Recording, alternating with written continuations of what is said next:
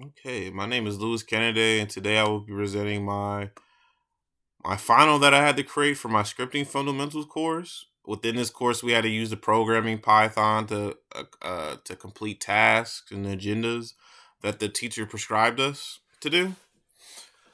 So before we dive in, let's first before we dive into like the actual like the functions of the code, let's first read the description of it.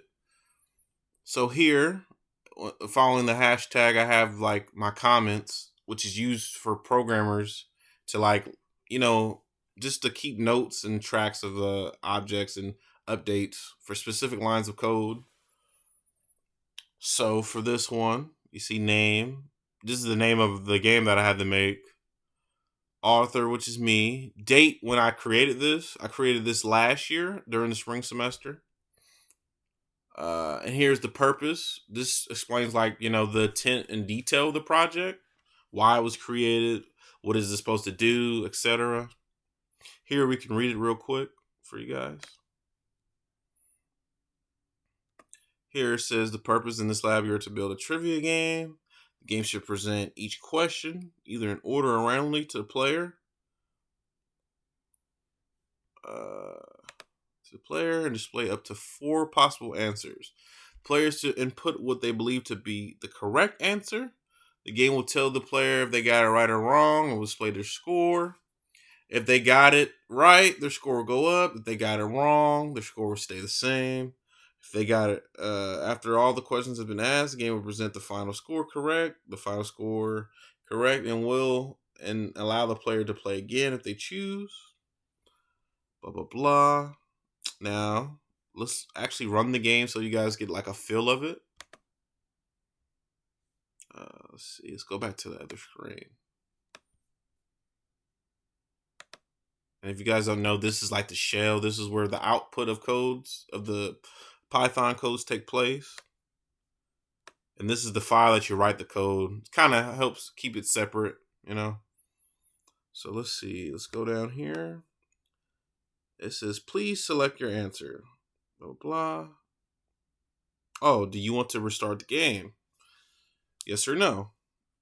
So we want to restart it. So we're going to hit Y.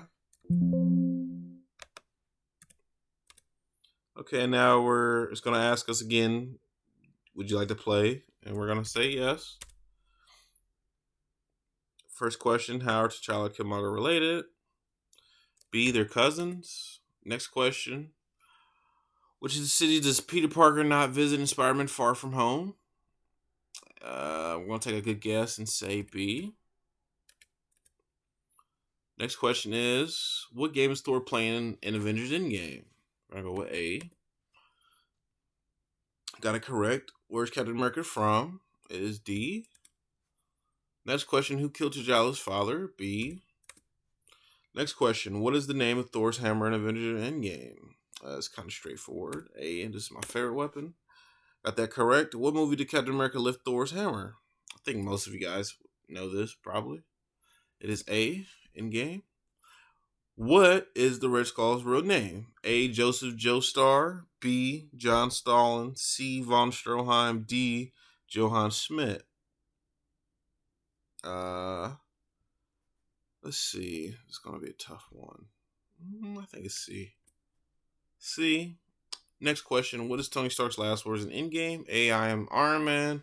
B, sucks to be you. C, thank you everyone. D, Kamehameha. As much as I wanted to be Kamehameha, I think it's A. Okay, and then we're on the last question. Please select your answers. Your options are A, B, C, or D. Going with A. And there we go. We attained 46 points. It shows it kind of does what it tells you in the description over here. Gives you the questions and you answer it and you're presented your score. Then it presents, hey, do you want to start over, yes or no? You can select yes if you want to, but for this case, we're just going to say no. Since we already went through it. And then there we go. Now let's look at the actual code so we could, explain to you guys what's going on. So let's start off with this. The correct equals 0. Whenever you're programming, Typically, we use variables to assign values to it. For this case, we have correct equals 0, wrong equals 0, and we're using this for like our counter. So for every question we get right, it will go up. But I will show that like later on throughout the code. Let's go to the next line. Def intro. Whenever you see def, well, within programming, we use functions. This is what helps us like recycle code and prevent like us from writing the same scripts. It's kind of like just saves time whenever we make functions. And I'm going to show you guys how this all comes along at the end. So here we got print in. Welcome to the Marvel Cinematic Universe. This is responsible for the output of this. When we first start the game, we're going to read it. Welcome to the Marvel Cinematic Universe. It's responsible for this. Pretty straightforward. Would you like to play the Marvel's game? You can see that here. Would you like to play the Marvel's game? If it equals yes, then print space awesome. Now let's ask a series of questions. Now you can look at this and see how did we, how we were able to build that. Okay, now let's go to the next line. Well, the next function here, define as quotation parentheses X. And here, if you pay attention to the comments, it kind of tells you what each line of code does. Here I wrote, here we will make a function that will store questions for the users into variables. So we can later assign the questions to a value into our dictionary later, which I will explain. Here are the questions that I asked for the trivia game.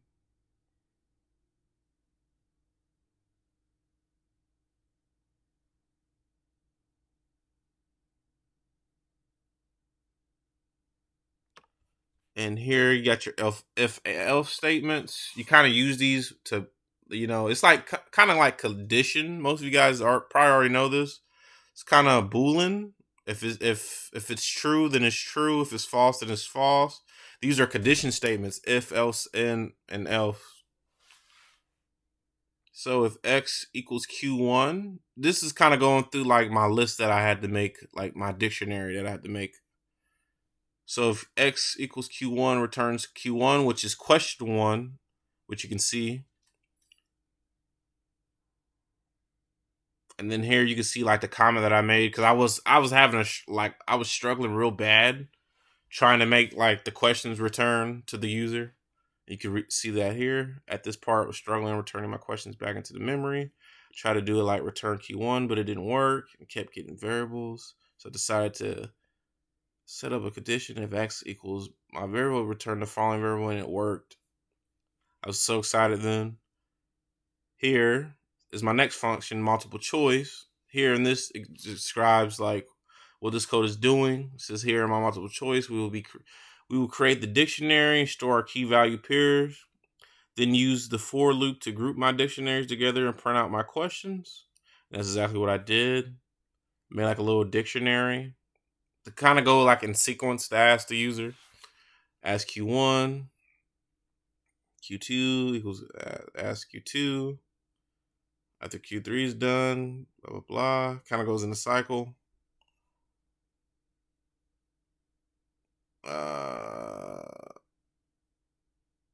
And this is the dictionary here where I assign like the answer to each question.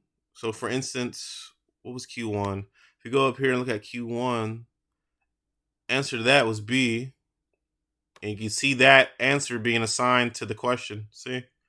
Q2 is B. If you go up here, Q2, which of these cities does Peter not visit in Spider-Man Far From Home? As I mentioned earlier in the video, is Paris. And you can kind of see how those answers are being assigned to each question through making like a dictionary. And here for key and questions, which is this, if the user is typing in the correct answer or not, it kind of like, you can see here that it prints out the question. And if the user gets it right, you see plus equals 1, that's kind of like our counter, and it increases the number as it goes on. And then if they get it wrong, well, it doesn't go up. It kind of just stays the same. Then for our next line of code, we made a function called play again. And this is responsible for presenting the output to users if they want to play again. And I can show you guys that. Do you want to restart the quiz? Yes or no? And that's what that looks like under the hood. Let's go back to this. Now we're on main. So here I made a function called main. You can use this as a list to recall functions. So if you can see, look at each function that I made clearly, like intro. Whatever function you put in first, that's the order that it'll recall in. So for this instance, intro, this is responsible for saying, hey, would you it presents the user, hey, do you want to play it, yes or no? I put that first because I want that, I want the user to be prompted first. You recall it here. That's what the parentheses are for, to, let the program know, like, hey, we're recalling it here. Next function is multiple choice. You can see that here. This is recalling our multiple choice function, the code that we made under here. And then our next definition is play again. This is responsible for recalling this piece of code. And that is it. We have went over the code. I explained the functions and how each line of code is working together to execute this program that I made. I want to say thank you for your time, and hope you have a nice day. Thank you.